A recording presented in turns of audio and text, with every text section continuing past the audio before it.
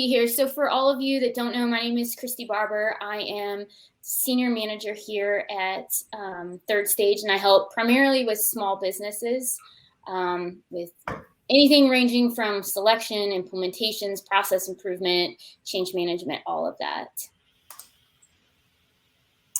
And I'm Amanda Patton. I am a manager here at Third Stage, and I do several different things, but it's predominantly here lately been in the mid-market around project management. So my background has been on the vendor side and then in the analyst relations side. So I come to it with several different vantage points, I guess you could say. I'll kick it off for us. So we're talking about scaling for growth, and we come with different perspectives. I know we've both worked in each, but Kristy from the small to medium business, and I have more of a mid-market experience, and talking about best practices and kind of some of the focus areas that we want to get into around that. So as Eric was talking about earlier, best practices is kind of a worn out phrase sometimes, and you have to take it with a grain of salt. So we're looking at it from a data perspective and also anecdotal evidence, right? What are we seeing every single day in the real world on our projects with our clients in these different areas and different areas of the market? Focus areas, we're just going to talk about the three main things, right? People, process, and technology. And we'll kind of go back and forth in a conversational nature, speaking to small business and mid-market as well. And then, of course, we're going to invite you guys to all put your questions and comments in the chat so we can make it as interactive as possible. Does that sound good? So we'll dive into people first. And I think something for everybody that's watching now, if you want to kind of start thinking about and putting it in the chat of what are some of the issues you may have coming up around the people issues of your company. Are there areas that are really siloed in your company and you're trying to move away from that? Do you have issues where there's change that's needing to be coming and going on and there's a lot of adverse to change? Because we'd like to be able to talk about some real life scenarios with you as well to help give you some help in your business as well. And what we'll do in this is I'll start out from a small business perspective of addressing a handful of items on here. And then Amanda's going to piggyback on that and talk about, hey, when you start moving from the small business to the medium-sized mid-market, this is kind of what the issues start to look like from there. So kind of gauging where you are. We look at small business from 1 to 50 million, about 50 million, and to about 250 as mid-market. It can even go higher than there. Amanda and I were discussing this earlier. Sometimes it goes up to the 1 billion mark as being a mid-market. So however y'all fall in there, that's what we'll be addressing. But I think that the biggest part is when we look at a company, looking at the culture. How was it originally built? Where is it looking now? How has it maybe deviated from how the founder put together the culture? And that a lot of times comes with one of the main issues is tribal knowledge. People that have started out at the organization from day one, they may be here 30, 40 years. And when you start having changes in a company, tribal knowledge becomes very, very important because people know that it's a job guarantee. They don't want to always give it away because there is fear that if they give that knowledge away, that their job goes away. And that's not correct. The more tribal knowledge you can share, the more you can help make a company more efficient, more effective in all of those ways. And I've seen this a lot of somebody owns an Excel spreadsheet and they're the only ones that know how it works. And pretty soon they're out one day sick, or they're thinking about retiring and nobody else knows how to get this to work. And there's this tribal knowledge that's been stored for such a long period of time that then it causes adverse effects to your business. So, man, I'll let you chime in on this on the mid-market side of what you've seen as well of what it can cause. Yes.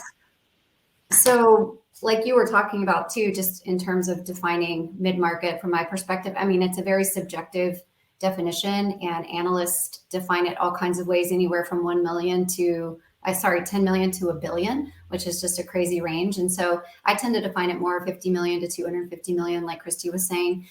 Or you can look at it from the perspective of how many employees you have. So if it's 500 to 1,500 employees, maybe we're going to consider it mid-market. But again, open to interpretation. And like Kristy was saying, those things are, culture obviously is very important, but as you grow and as you add new people and new personalities, new experiences, people are coming with their own ideas and methodologies, the culture is going to change and shift, right?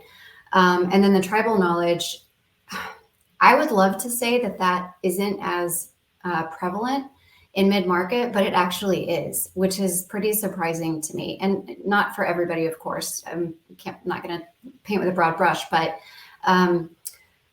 recently, literally on Monday, went live with a mid-market client. And a couple of weeks as we're going through all the cutover activities and everything that goes on behind the scenes with all of that, people were getting sick, and it was scary because there were massive amounts of work and a lot of tasks that needed to be done on certain days to make the milestones that we needed to go live successfully.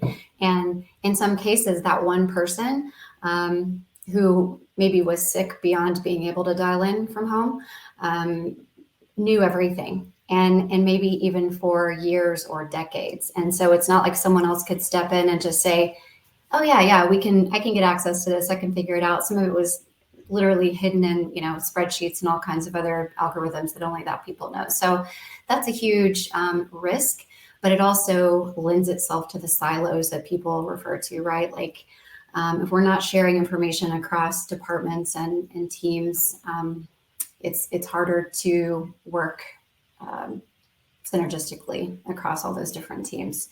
And in cutover and go live on new technology, that's more important than ever. So definitely. And then, the resistance to change and people getting kind of territorial over, our team does this and I have access to this information and I don't want to share it with other people because X, Y, Z. I've been surprised at how much we actually do see that in really, really large companies as well. Yeah, and I'm sure you've seen it too, is a lot of times when we're prepping for a go live, how much change even comes in a short amount of time prior to that go live, the 1 or 2 weeks before it. You'll see people that have been on board the whole time, and all of a sudden you're filled that this new change is going to happen, and people start to backslide just a little bit of like, hey, this is hard. I don't know if this is the best route to go. Are we making the right decision? And I don't know if anybody in the audience, if you've gone through an ERP implementation recently, if you've seen things like that of where people have been on board and then all of a sudden there is that fear that sets in of what is my job going to look like going forward exactly? How is this change going to be helpful? And I know I've had this on a couple projects last year, even of probably halfway through an implementation, all of a sudden a lot of people that were on board, the water got tainted. One person kind of stirred the pot, and then everybody kind of second guesses, like, are we doing the right thing? Is this how it's may jeopardize my business because I own this spreadsheet over here, I own this process over here, and I know it well, and it works well. And why do we need to change that?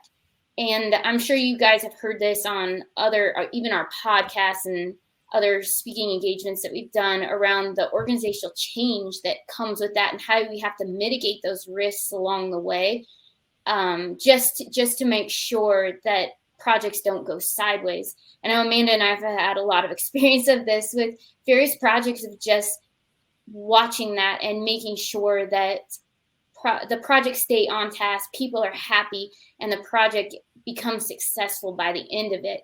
And that's where the whole value comes in of having a team environment where you have good leaders and everybody's falling into play on that.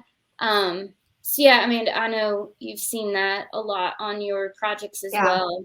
Yeah, and in a small business, I would think early on, right? It's easier maybe because there are fewer owners of, areas and data and decisions and things like that. But as you grow and now you've got these, managers and you've got team leads and they're spearheading the change effort. And they're the ones putting a positive spin on, we're going to get this new technology. It's going to be hard the next year and a half as we implement. However, it's going to, improve our competitive advantage. It's going to make our lives easier in the long run. We're going to streamline a lot of stuff. We'll get rid of all these, manual things that we have to do. They're kind of cheering on their teams. And if you have leaders who don't believe that or don't want the change, it's likely that they could be kind of passing on that maybe the negativity or the doubt or the fear to their teams. In the mid-market, you've got the leadership. And so you've got to be very careful of what the thoughts are at the leadership level, because it has a really good chance of going viral and further poisoning the well. And once that mentality kind of sets in, it can be really hard to reverse. So in the beginning, getting buy-in, involving people at all different levels of the organization, making sure that instead of being shamed or ostracized for being afraid of change, that it's more of, this is going to be hard. We understand this is scary. We're not trying to reduce headcount. We're not trying to make anyone irrelevant. We're trying to be more efficient as a company, to try to just listen and validate what people are saying instead of trying to, push away or get rid of people who, aren't on board. It may take people longer than others. And with one client in particular I had recently, some of these people have been using the same hotkeys, green screen for 30 years, and things on the floor. And to expect someone to change over, a week's period or whatever, may be unrealistic. So just trying to have really good emotional intelligence from an upper management perspective on kind of how it's framed. And then checking in with people throughout the implementation, because it is hard. It's a hard thing to ask people to do. So, yeah, I think that was it. And I think adding to that also, from a small business side, when you are a lot less employees, it gets hard because you're doing all of your daily work, plus you're doing an implementation as well. So you're working a lot more hours and not necessarily having all the help that a larger organization has to offer. And we'll see many times we'll come in and be a part of that implementation a little more closely and stand in for the smaller businesses and act as a liaison in multiple ways to help make the project successful to them and alleviate some of those fears and pain points that they have of not being able to do everything that their company requires of them on a daily basis and doing an implementation. So it's ways to help free up some of that anxiety that comes with it. But Liam, I want to look at your question, and you mentioned I've seen those experiences when we were talking about the implementations and having some of the risks coming with that, with people not being totally on board. And you said, and being on of the key user part of the team, trying to figure out how to make this work was incredibly infuriating. And I felt such a strong sense of betrayal because we had been building this thing together. It's difficult, stressful conditions, and absolutely need to make sure that people don't freak out over the change prior to the implementation of the change. Exactly. And I think that's a lot of what Amanda and I have seen, and especially on the project management side of when we're in these implementations, of looking at those risks and determining them, or I guess determining what those risks may be before they actually show up, so we can get a plan in place. And like you said, after you guys have built something and then there starts to be people changing their minds, it does feel, it's a very heavy sense of betrayal of, hey, I thought we were all on par and we had the same vision and the same goal, and now it's shifted. And so, yeah, I don't know what you have to add to that too, Amanda, but I totally resonate with you. I've seen that happen. Yes, definitely. And there will be conflicts. That's a part of a digital transformation or any type of big change. And particularly in companies who run a pretty lean organization, it's a lot of pressure to put on people for a really prolonged amount of time. And so it sounds trivial, but it's important to keep it fun. And to, we've had clients who make t-shirts, and people wear tiaras, and they have MVPs of the project. And there are ways to make it team culture around that, but also I think just acknowledging repeatedly that we know it's hard and we really appreciate all the effort and that type of thing.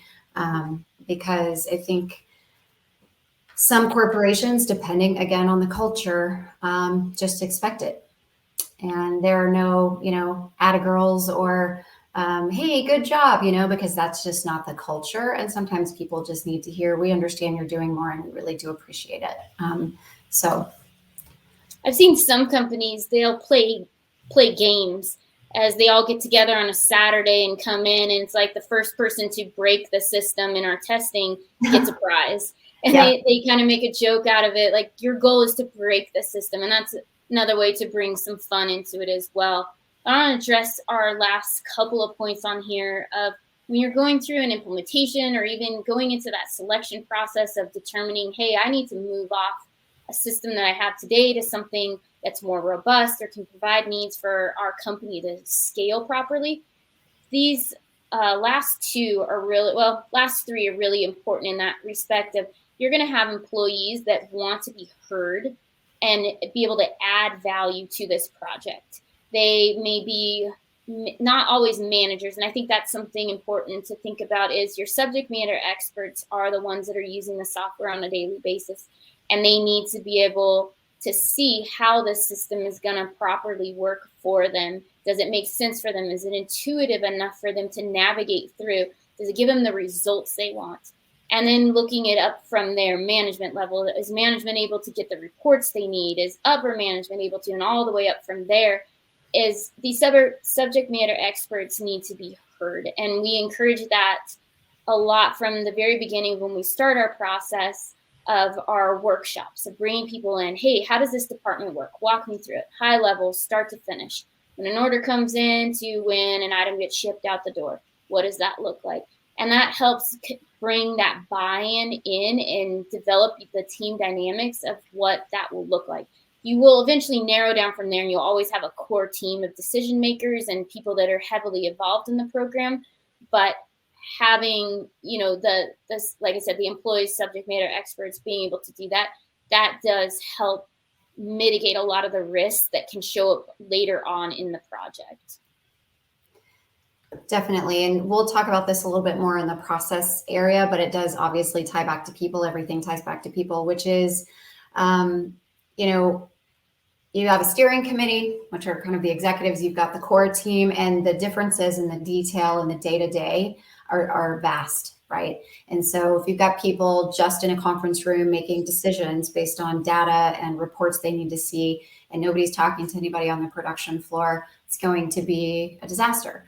And so to Kristy's point, everyone needs to be heard. And a lot of companies think they have a current state, but if you really do process workshops and you talk to people, what you think is your current state and what your current state is actually operating as are typically pretty different. And it also is very siloed, as have been mentioned in the chat, right? That's so just getting on the same page with, oh, I didn't realize you guys were doing it that way. Maybe that's why it's causing issues over here. And just having an understanding of what's true instead of what you want to be true is really important going in. And that can be an intimidating process. And depending on the culture and the dynamics within, when you have people in those process workshops, some people may not want to speak up in front of others, right? And so really, as we as the consultants really try to understand the dynamics and make sure that people are comfortable to share the truth. And if not in a group setting on a call or a process workshop, then at least off to the side so that we have all the information, because we can only build our solutions and recommendations based on what we are told, what we know. So we ready to go to? Yeah, let's go into processes. All right. Processes. This is my favorite part of any selection, and being able to clearly understand how your business works. Walking through, like I mentioned previously, the workshops that we do of each department, start to finish, high level. What does it look like? Where are the decision points? Where are the pain points? Where are opportunities? Where a piece of technology or a change to the process could change it. And that's a lot of what we do in those moments. And then you make your process of this living document that comes with you when you implement the new software. It becomes the structure of that workflow and continually grows with you, and you make minor changes to it as a whole. What I have seen, and I spoke about it on a podcast a couple weeks ago, is a lot of smaller businesses, they don't have defined processes yet.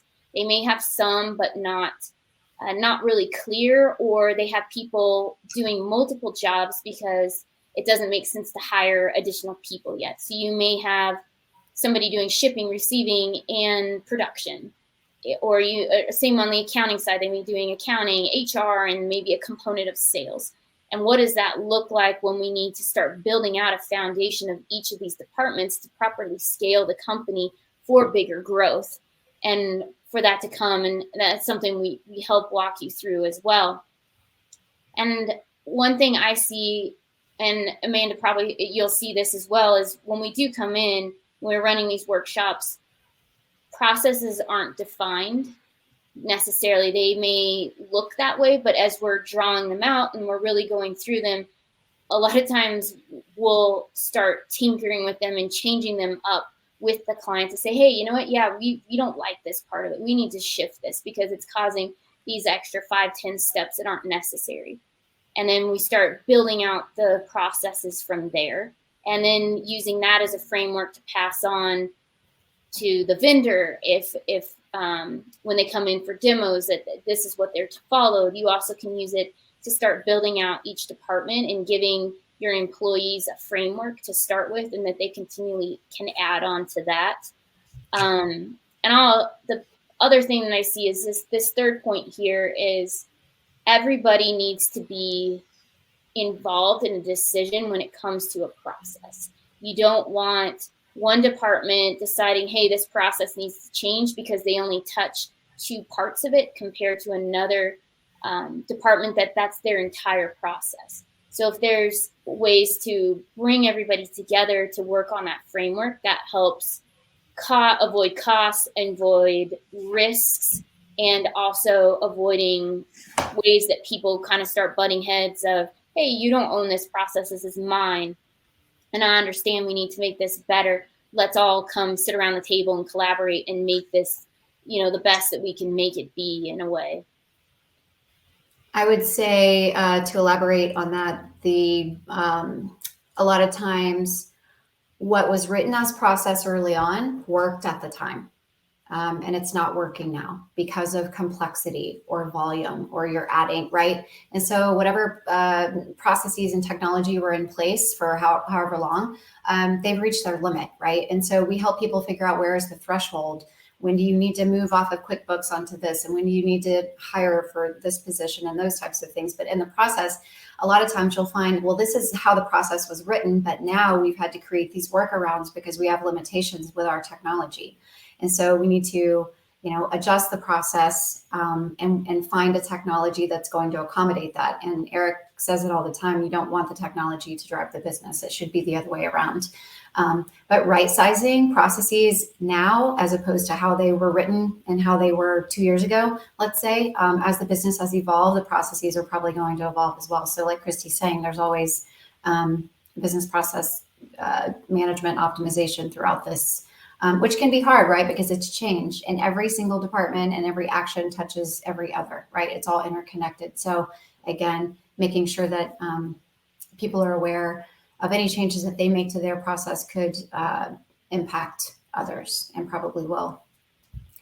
So I want to address Tammy's question first, and then we'll go to Liam's. Okay. So Tammy, if starting a new team and you got a department that currently doesn't have any processes, what I suggest is going off of best practices for that department. There are sheets out there that you can copy from and use it as a framework. We're happy to help in any way that we can as well, and use that as a foundation to start with. So good example would be, let's go with the sales department. I have an order. I have somebody that wants to make an order. It could be by phone call. It could be email.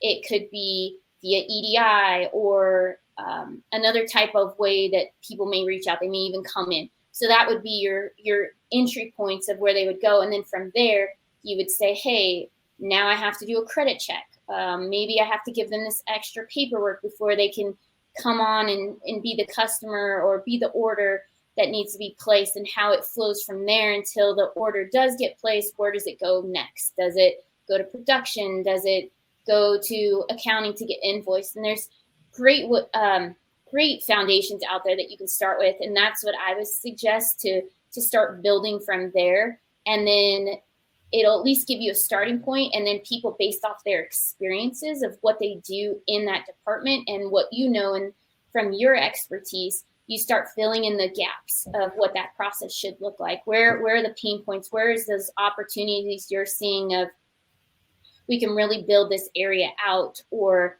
hey, we need to control this a little bit tighter. Maybe there's some extra decision points that need to be coming in. Good example is like on a purchase order. If a purchase order is over X dollars, maybe there's a decision point that somebody has to sign off on that before it can actually be placed. Yeah, and it's literally the way we do it is coming in and having all the stakeholders at the table, and one person's taking notes on opportunities, pain points, all of that. And then the other person is building out a process map in Visio or whatever your team uses, like Kristy's saying. So, to where you've got a visual output, but also, okay, here's what's happened, and then here's a decision point, and then it goes here, if this, then that, right? And to where, because without that visual output and that clear understanding for everyone to agree on, it's really hard to then turn around and write technical processes. And a lot of people try to sit around and talk about it in a conversational way, and that's hard to, it's not concrete enough almost. And it's really nice to have those process maps to refer back to for people, and then to be able to write your processes based on that, so that here's where the decisions are made, who's supposed to make the decision. And then, of course, when you're onboarding new people, it's nice for them to also know what the process is ahead of time. Just go to Liam's. I like yours already about video games. How should businesses respond to the emerging work from home culture when doing transformations and implementations? Team building using video games like Call of Duty instead of in-person team building. So I've seen that. I've been on a lot of implementations. I mean, over the last 2 years, is the world has kind of shifted of either fully work from home or a hybrid of in office and work from home, and changing up how things flow. So a good way with these implementations is usually we'd always be on site. We're walking through warehouses, we're looking at things, we're training people one-to-one and in group settings and getting them up to speed on the software. And that's shifted now of everything is from a Zoom call or a Teams call, and we're having to do testing in a group format on a call like this. And you would have maybe 15 people on the call, and we're walking through, hey, this is how you do it. What are the questions? Now go do it on your own. And I think there's a resilience that people have and the ability to adapt easily. However, I still think that when you can be hands-on and more in-person, it's not that it's more successful, but I think it makes it easier to transition because it seems more real and tangible when you have the experts in the room with you. But I like your idea of using a video game to test. And I think that's kind of what we did on another project I had. And we write up testing scripts to say, hey, a day in the life, what are you going to do? And, do this. And what is the result that the software gives you? Is that the result we want? Yes or no? Okay, moving on. And that's kind of some of the games we've played with clients. So I don't know if that answers your question exactly, but feel free to put more in the comments, and then I'll let Amanda respond to it as well. Yeah, I think if it's really just, if it's making fun for the process itself, like the business process review sessions, which can get a little dry sometimes, or the UAT or whatever, those are, those can be a little bit harder to make fun. But if it's pure team building, I've been on a lot of them where they're video, not video, what am I saying? Trivia. And there's all kinds of, I think there's like 12 or 13 platforms that just do that, right? Where everybody gets on, there's trivia games, and maybe you get a $25 gift card for whoever wins or whatever. Or Call of Duty, that could work for some as well, I'm sure. But it sounds kind of cheesy initially, but they end up being really fun because each person has like a screen name, and the screen names are usually pretty funny as well. And then it's just trivia about random things, right? So it is a good way to kind of laugh and play a game and take a little break from work stuff. So that is a very good question and a good point, because we do need that. We still need that connection and that time to just have fun as a team, even when we're remote. Maybe these last 2 points of implementing technology tools doesn't fix bad processes. It only automates that. I've seen this a handful of times where when we're in a selection, there's this sometimes unrealistic thought that, oh, well, I have an ERP, it'll do everything. I just hit a button and it goes. And that's not necessarily how it works. You have to have that process workflow set up, and then there's points where automation will come in, but it doesn't fix if there's a bad process of something. A good idea is, or an example I have as a client, a bad process is they would print out every single invoice and then they would scan it back into the system and save it in a OneDrive. That's a bad process. Putting in a new system is not going to fix that. It's a process change of, hey, we need to just do file save as, and that eliminates printing paper and like scanning things back in. Yeah. And then deep dive into cash flow before expensive decisions, making those decisions. That's something that comes up a lot in the small business side of determining when is the right decision. And we'll talk about this more on the next slide too, when you need to make a move from where you are today to where you are in the future to be able to scale properly, but also not go into debt when you're trying to make that move. Because ERP system, I mean, it's expensive. It's an investment that you're putting into your company because you believe in it, that it can get to the next level. And this is the tool that's going to help you be able to do that. So a lot of times in our processes, or in our whole implementation selection process of what we do with you, is we walk through a cash flow component of it, saying, hey, this is about on average what the vendor gave us, what they think the cost will be. Here's what you're paying today. Here's how much you would save if you retired your software today. But there's also going to be a crossover, because when you implement the new software, you're still going to be on the old software, and you may have to pay for some of those subscriptions for a minute. And just that cost right there will be one of the most expensive costs, because you'll be paying for two softwares at the same time. And just having a good idea of when it makes sense, and a realistic view of how much it's going to cost, and start putting money aside today for that. Right. That's a lot of what we do. Like Kristy, like you're saying, is really take a systems inventory. What are all the pieces of technology you're using right now? What are they being used for? Which departments are they are using them? How do they talk to each other, if at all? And getting a really good, and also the cost associated with each one, right? So you're spending, okay, let's add all these up. You're spending this much per year. If you put in an ERP, do some of these need to be kept as edge systems to be able to feed in and out, or is the ERP going to be able to cover that? And you can kind of look, because yes, you're spending a lot of money. You may be offloading some of the expense by getting rid of some of the other software, but some of it may need to be kept, right? And so really, and then going back to the comment about there's a threshold sometimes. There's usually a pretty good threshold in terms of whether it's volume, complexity of orders, number of customers. Usually it's revenue that drives, when you reach this much, this is when you need to start looking at that, right? You've now got the revenue to support a decision to go make the spend. And also another indicator is that you may be stuck where you are if you don't make that upgrade, right?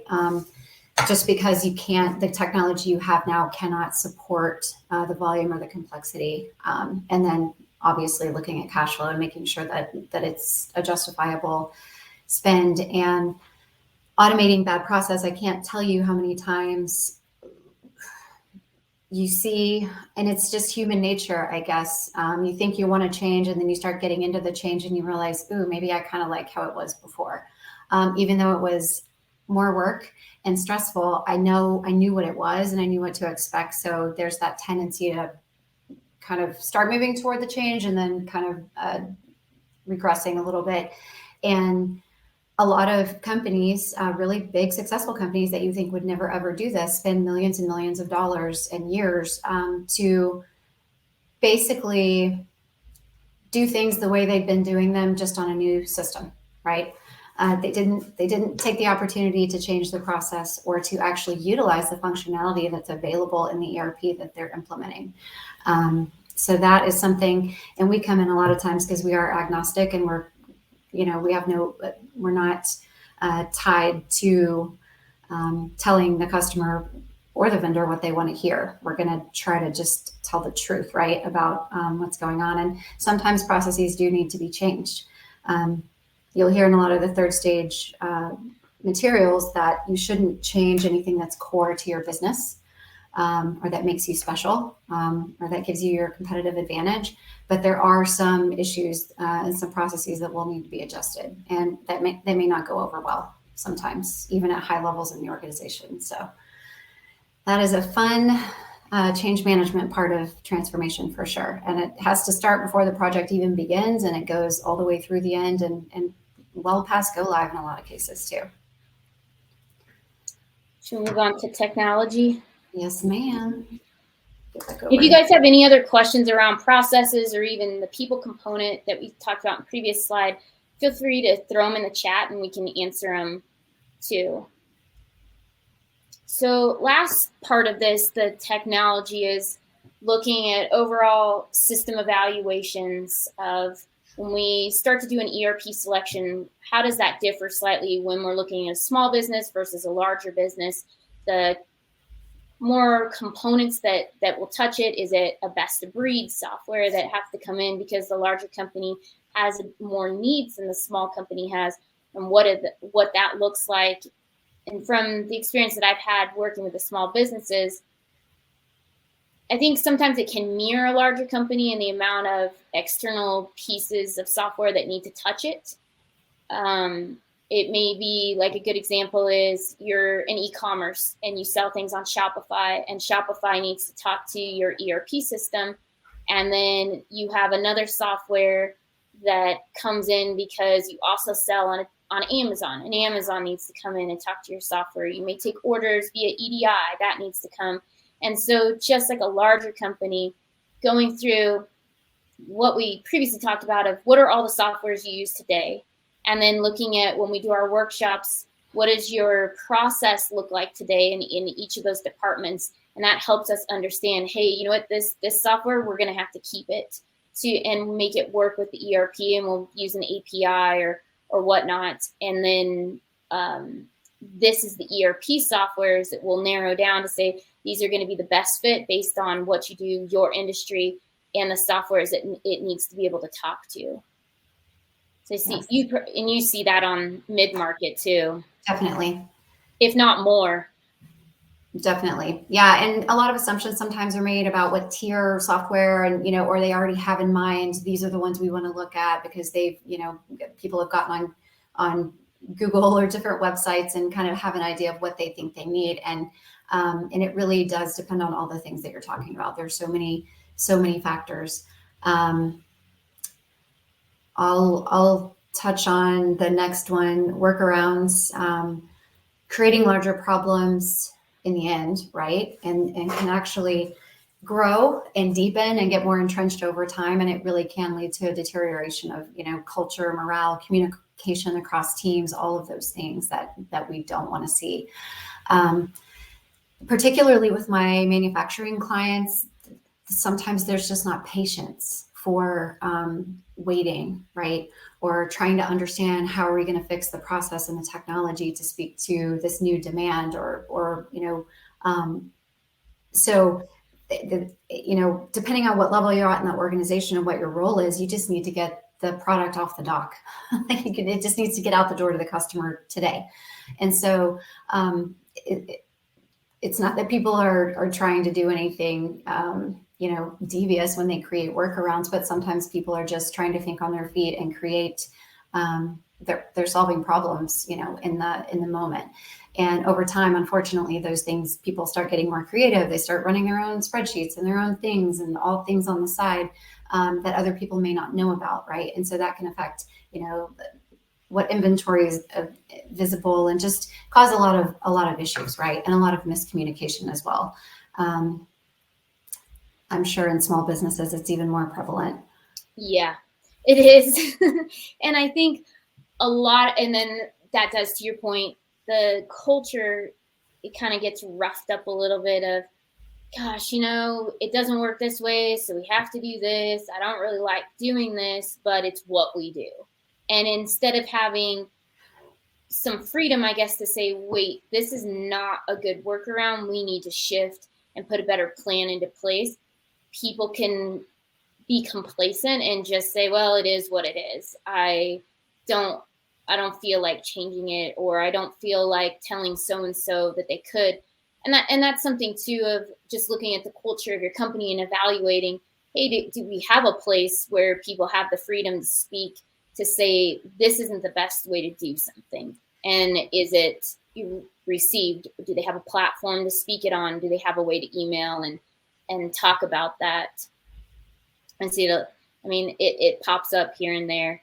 Right. And to the next one, when things need to be fixed as a Band-Aid, rather than really looking at those root causes, it plays on what we just talked about, is sometimes it's easier to just Band-Aid it for right now, and then we'll take care of it at another time, because maybe it's busy season for you and you don't have the capacity to sit down and determine, hey, what is really causing this? How do we get this fixed?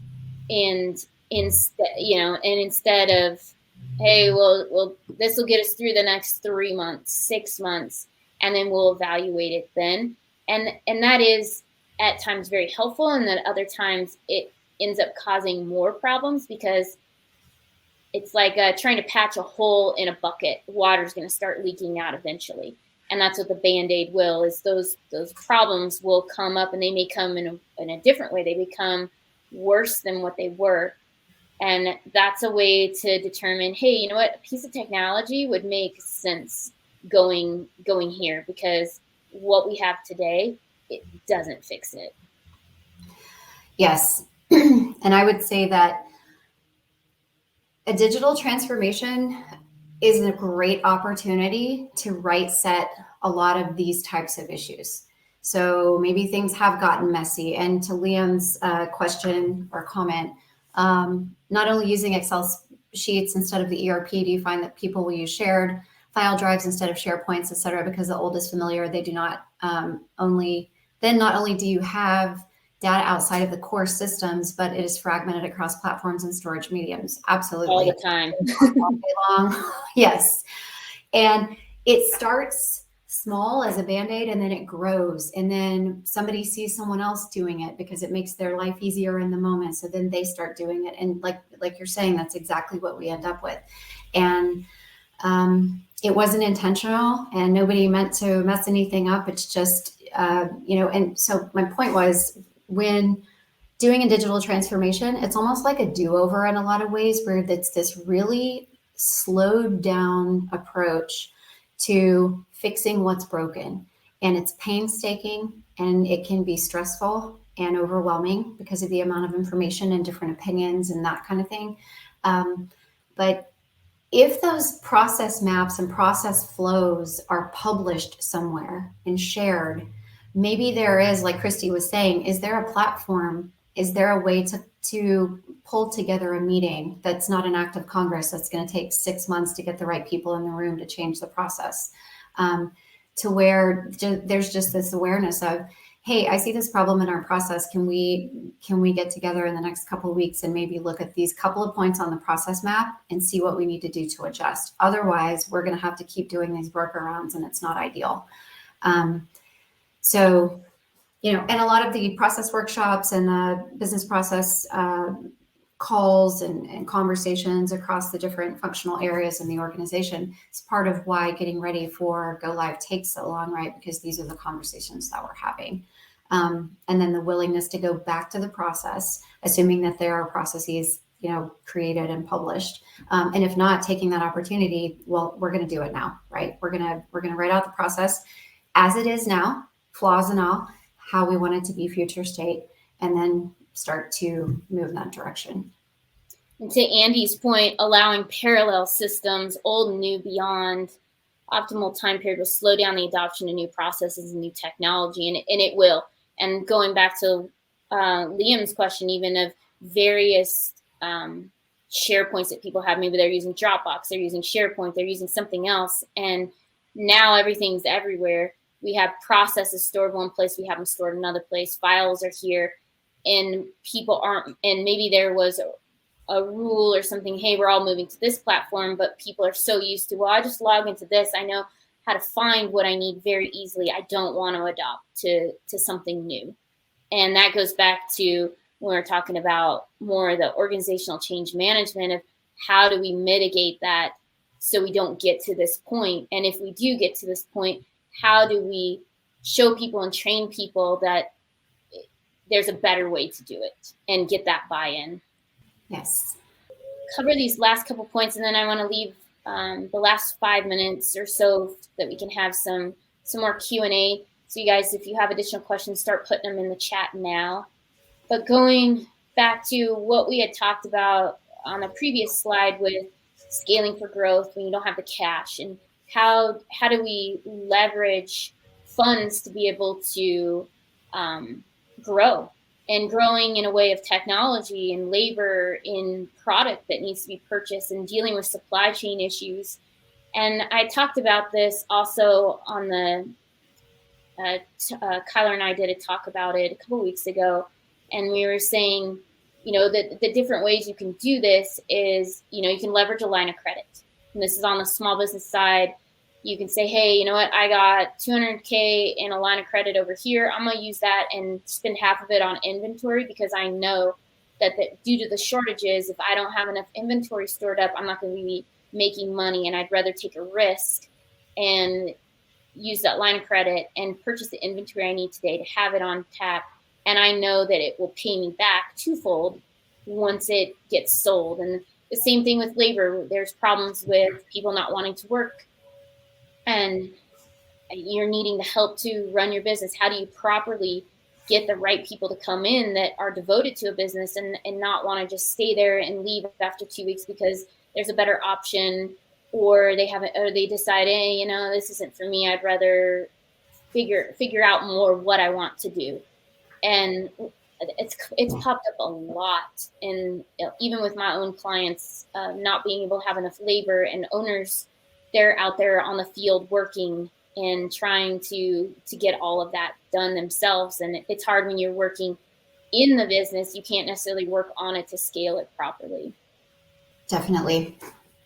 And I guess the last point, moving from tactical to strategic, we've all said this and heard this, and we understand it from a theoretical standpoint, but the more tied up we get in the day-to-day and the workarounds and having to patch up technology and processes and try to fill in the gaps and all those types of things, right? We're busy in the weeds, and we're not able to look out into the future and get predictive and look at what our competitors are doing and be more strategic for long-term growth and success. So at the end of the day, that's what this is all, lending itself toward. Andy, I love your analogy about blueprints. Consultants need to impress upon the organization that as blueprints are to the facility maintenance, so are the process maps to the operations maintenance. That's exactly right. Most companies don't have them documented formally. If they are, they're not shared appropriately across all the organizations, or they're in a bunch of different places and pieces, or they aren't updated, right? So you pull up your process maps and they were created 6 years ago, right? Type of thing. So yes, the blueprints, and really understanding, here's where we are, here's where we're going.